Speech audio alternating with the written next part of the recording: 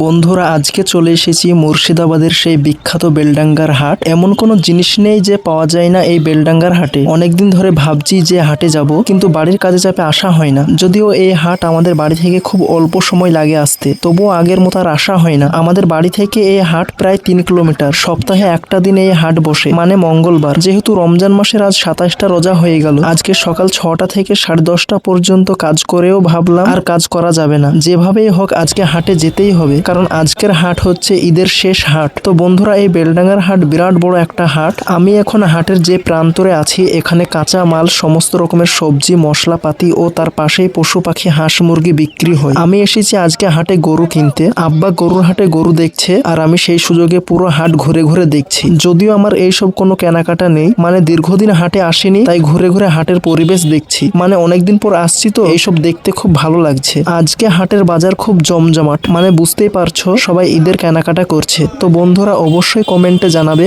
এই বেলডাঙ্গার হাট কে কে এসেছো আর এই হাট কে কে চেনো।